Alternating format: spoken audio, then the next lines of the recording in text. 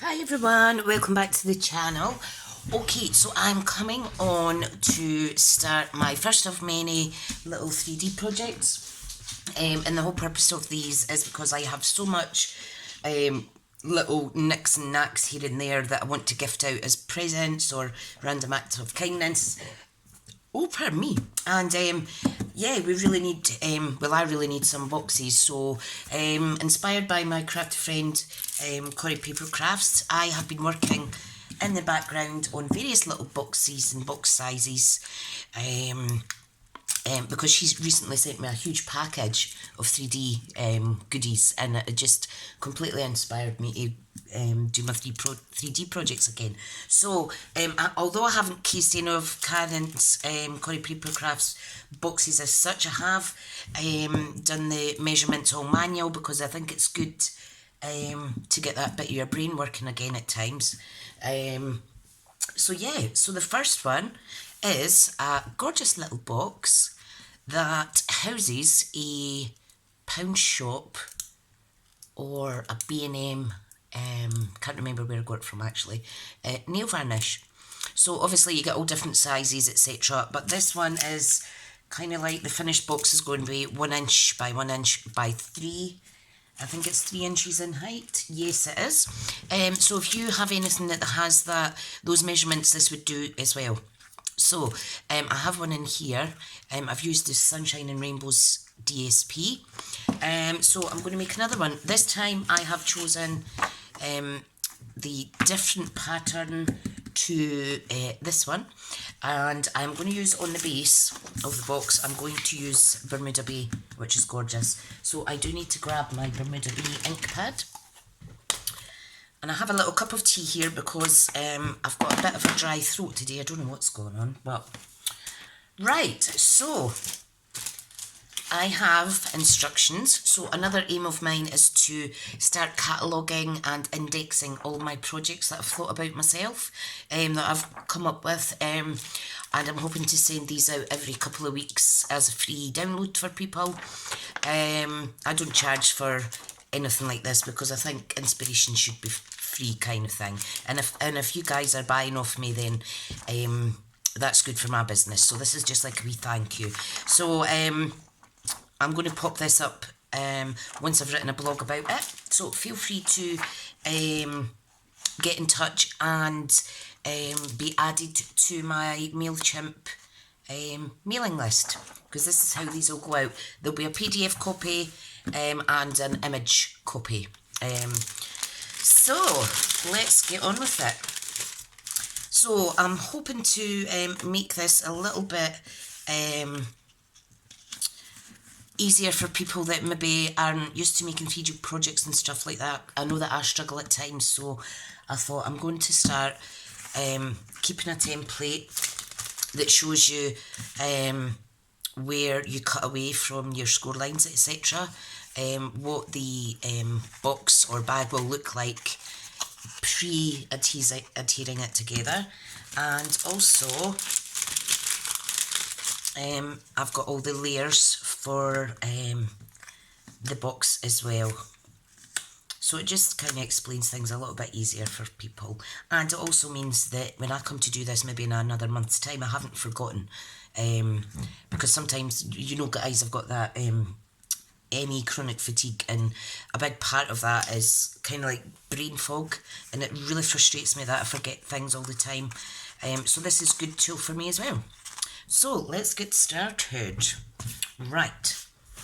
You will see in these, there is a copy of, there's a picture of the images, etc. that will help guide you too. Right, so what do we need? Let me get my instructions to the left side. So you're going to be able to get 2 out of 1 A4 sheet. So let me find what's on the back.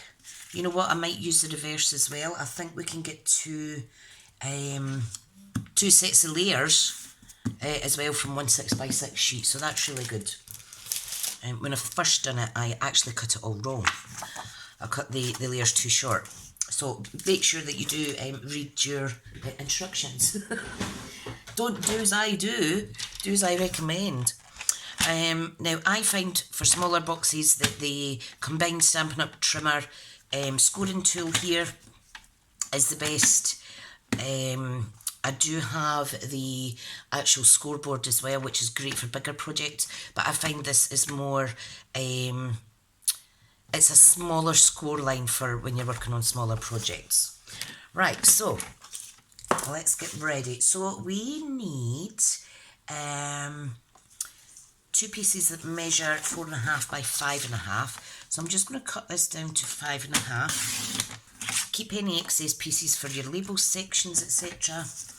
And it's 4.25. Now I'm going to move that ink before I have an accident. 4.25. Love it, love it, love it. So I will do everything twice.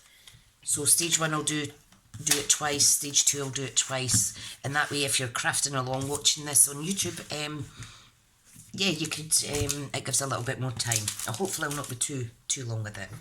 Right, so what we want is, I'm going to start with the shortest side to the top. Now we need to score it at 1, 2, 3 and 4 inches, and that leaves us 1/4 inch at the end for the glue flap, which is this little bit here. I know some people like to maybe do a 1/2 inch flap, so you could just make the cardstock longer, but it does stick really good. So make sure your cutting blade is out the way. Okay, and I'm going to score it at 1, 2, and I love this trimmer as well because you get the guidelines there as well. Sometimes I have been known to hold it wrong and then do it squint, so I am making a conscious effort of making sure it's all lined up. Right, now what we need to do now is turn it so the longest side's at the top, and we want to score it at 1, 4 and 5 inches. So this is a really easy one. So 1, let me just hold that in place. Once this secure bit is pressed down, the paper doesn't move. So 1, what did I say, 4 and 5. So what this gives you is the 1 by 1 boxes at the bottom, is the bottom of the box, and this is the top with a little flap. So I'm going to show you where to cut away, etc. So here's the diagram, and in the instructions it says with the glue flap to the right hand side. Okay, so I'm going to fold and burnish this just now.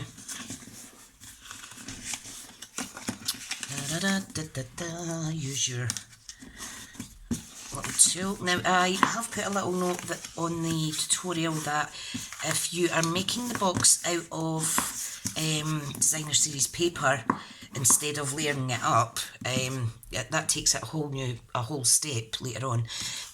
Don't score it too hard, because obviously you've got to take into account the weight of your cardstock or your designer series paper that you're using. So right, so are we ready? Now I'm just going to pop this to here as the guide. Okay, so in the instructions it says with the glue flap to the right, cut away the smallest rectangles, which is this, this and this. Okay, now when I cut the bottom I like to wedge out slightly, so I'm just going to do that just now, and I do a little wedge like this just to stop any kind of, what's the word, gathering of layers and stuff like that. So it reduces the bulk when we're building the box. So that is that. Okay, and then it says cut up the 1, 2, 3 lines at the bottom. So I am just going to wedge each side a tiny bit, teeny tiny bit. This is really super simple box. Sure, there's hundreds out there and different ways of making it, but you know me, I like to just kind of figure it out myself. Okay, so what we need to do now is on the opposite end we need to cut up all these score lines. okay? So I'm just going to do that just now. Okay, and then I want you to turn it back round. Okay, so these are at the top and the bottom of the box is at the bottom. Right, what we need to do is cut away the first tab. Okay, and this section is going to have a little thumb notch in it. So if you have a tiny circle punch or something, where's mine? Here. This is retired, but I always use this for my thumb notch. Just clip away a little half circle, and that helps people identify where to open the box as well. So we've cut that whole section away. The second, that's box 2, 3 and 4. So boxes 2 and 4 we need to half cut, okay? So we're just going to half cut, and we're going to half cut, okay? And then this bit is going to be our lid. Fabulous. Right, now what I like to do is just take a tiniest little wedge out of these as well. Like so. Oh, my tummy's rumbling, even though I have had breakfast today. Okay, we will need to kind of slightly round the flaps of this as well, or you can do it just by hand if you don't have a corner rounder. It just makes for easier positioning once your box is closed. Right, so next bit is we want to add all our little layers. Okay, so we have B, which is the top lid and the bottom. And we have 4 of A, okay? So the B, the top and the bottom one, these measure 7/8 of an inch squared. Okay, these measure 7/8 of an inch by 2 7/8. Okay, so let me just pop that away. I'll pop that back in the instruction book if I can find it. Oh, here it is.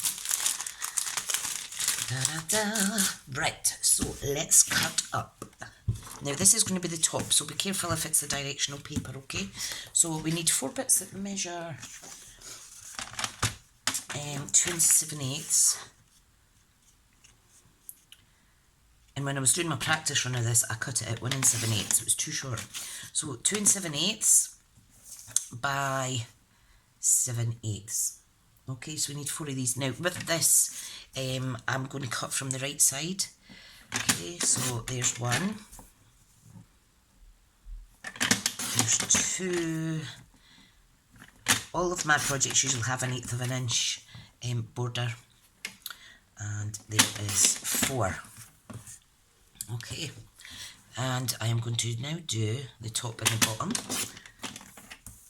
So we're just left with this little piece. You could use that as a label or something. So we need 2 squares. I did say I was going to do both stages of project at the same time, but I've just made myself out of fibber. Oh dearie dear. Right, so we have, I think it's better if I just do one box anyway, because I want to keep this as short as possible. Right, so that's our layers. So just to confirm, 1 A4 sheet, this is the size, and there's going to be enough for this 6x6 sheet. So you're getting 2 of these boxes from 1 A4 sheet and 1 6x6 layering sheet, okay?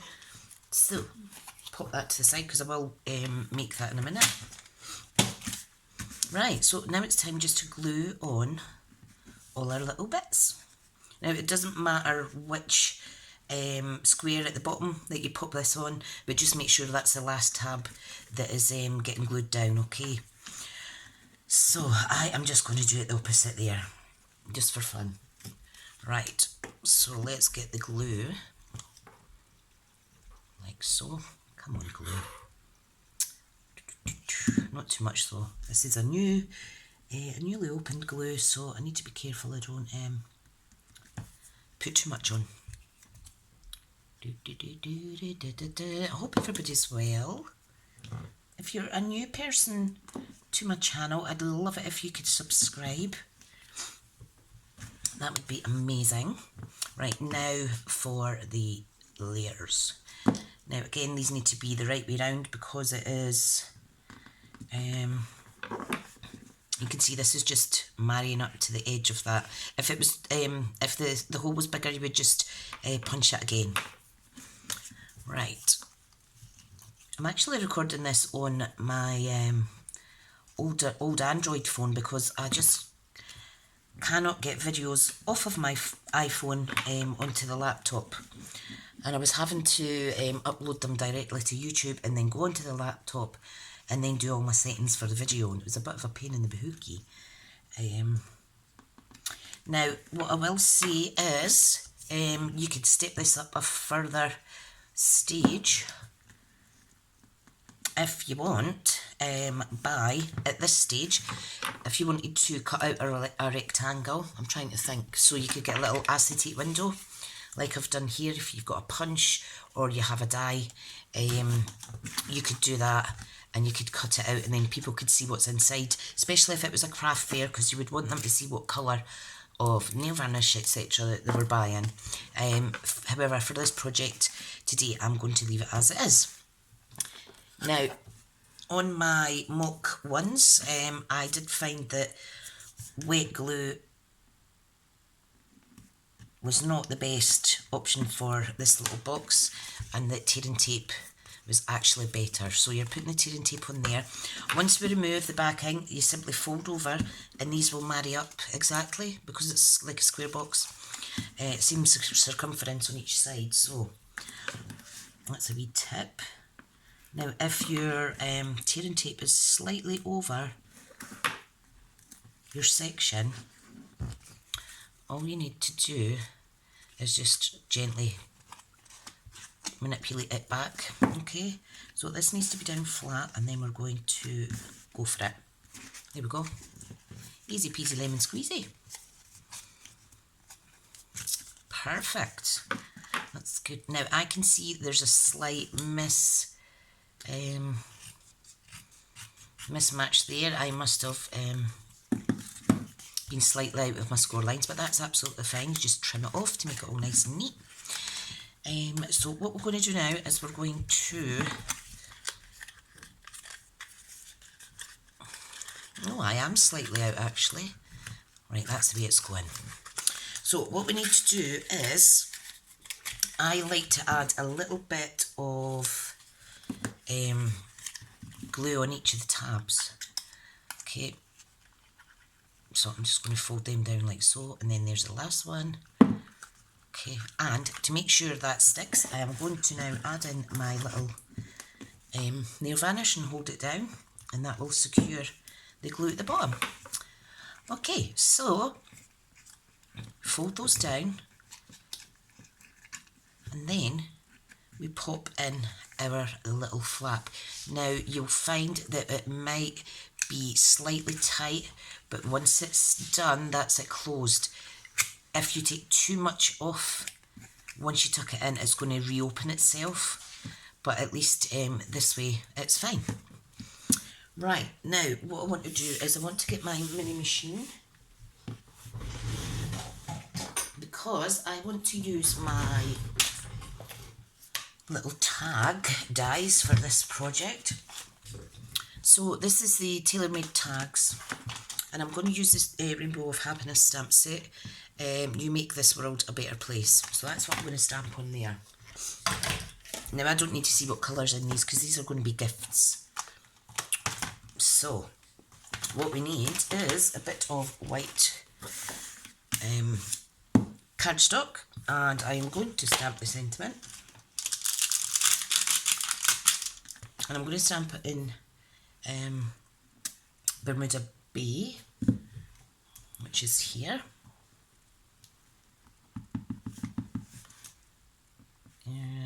Like so. Ta-da! Beautiful font. I do love a nice scripty font. Right, pop this away. You can take it up a notch as well and heat emboss it if you like. Right, so what we need to do is I need a label base and I need the label top. Now I'm going to go for, I think I'm not going to layer this up actually, because it's going to end up wider than the actual gift. Another suggestion is you could stamp onto a little scrap piece and make use of this. That would look nice as well. I think I might do that actually. I'll cut them both out and then I can decide which one looks nicer.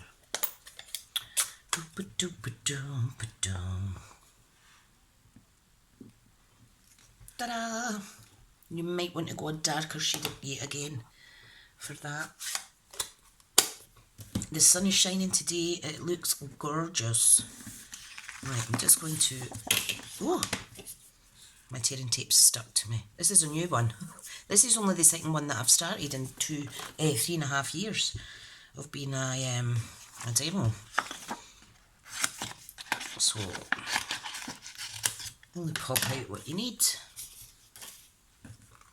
Pop these to the side. Need to get my little mini plates, which are in here. Now, mine's are all starting to crack. I use it that much, but I do have new plates. But like anything, once they stop working, I will then swap. So I always make sure that my cutting one is where it should be.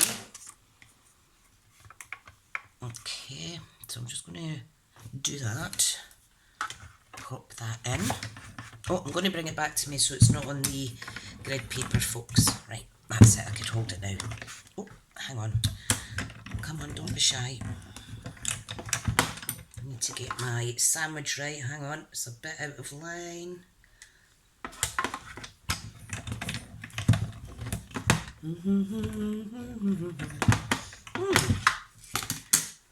Right, hang on.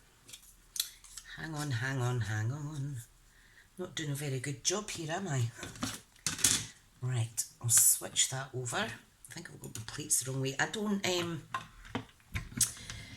flip my plates as much as you should. So sometimes I have a little bit of difficulty. Wow, isn't that gorgeous? In this die set as well, you also have this. I could cut that out in Bermuda bait and use it as a wee tab at the top. Might do that actually. I have a piece here. It does cut 3 at a time, so that's quite good. Right, so I can run that and the other one through at the same time. Okay. Let me just line this up off screen, guys. Come on, come on. Right, I think that's it.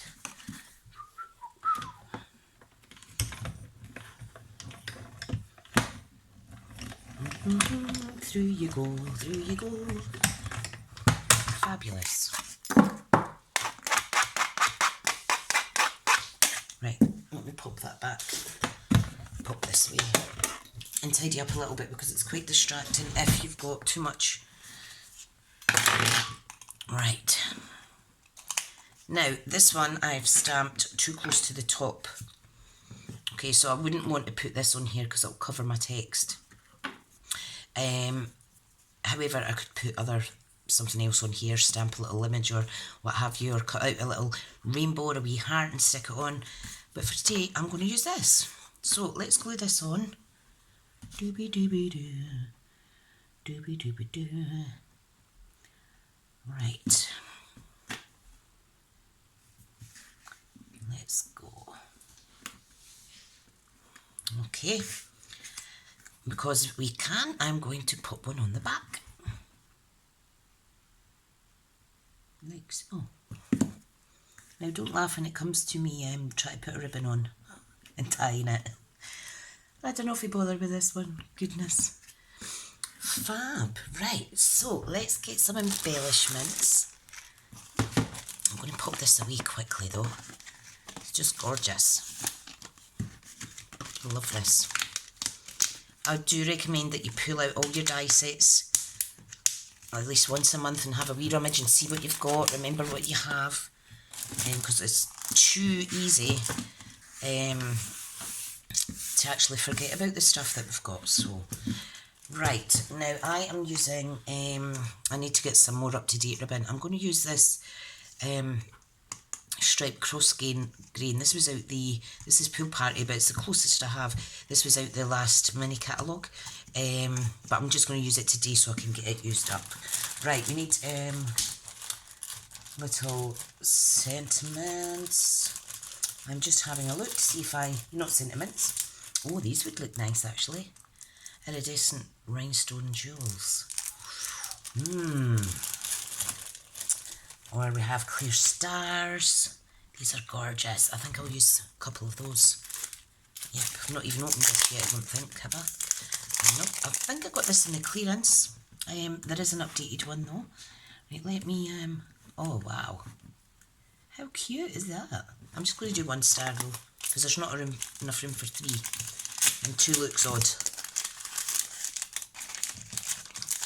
Right. Righty-ho, righty-ho. The sun is shining so badly in my eyes just now, but I'm conscious I need to get this finished. Right, so what I'm going to do, because it's quite a thick ribbon, I'm only going to wrap it round once, so I need to cut it about here. Now I do have, I'm not going to do this on screen, I'm going to kind of heat set the edge so it doesn't fray. But be very careful. Okay, now if you want, you could pop a little glue dot, spit that out again, a little glue dot on the bottom, or you could just chance it like what I do. So we want both bits even, okay, and it's at this point that I want to add my little label, just because it works better for me doing it this way. Some might like to tie it first and put the knot in and then do it. Right, now obviously it's went a little bit squint. I told you I'm rubbish with ribbons. Absolutely rubbish with ribbons. Right, so don't know why I'm whispering. So line that up. Oh my goodness, I'm all fingers and thumbs. A lot of us crafters have dodgy hands, don't we? Right, so I just need to make sure this is all nice and straight as possible. And this is going to hang down like that, absolutely beautifully. And what I want to do is do a bow, the best that I can on the top, and then pull it so that it doesn't lose the tightness there. Oh, that's not bad. That's not bad at all, Tricia. And there is our lovely little box. So thank you so much for watching. Do look out for more projects coming to this channel soon. And like I say, if you make any of these, please do share them on social media with me. You can find me anywhere. Just search Smith's Crafty Creations. And yeah, I hope you have fun making up some gifts. I think these were 50p each. And you could quite easily sell them for between £1 and £2 at a craft fair. Definitely. So it's a good little money maker for anybody that likes the craft fairs. Okay folks, bye just now, and thanks for visiting today. Bye now.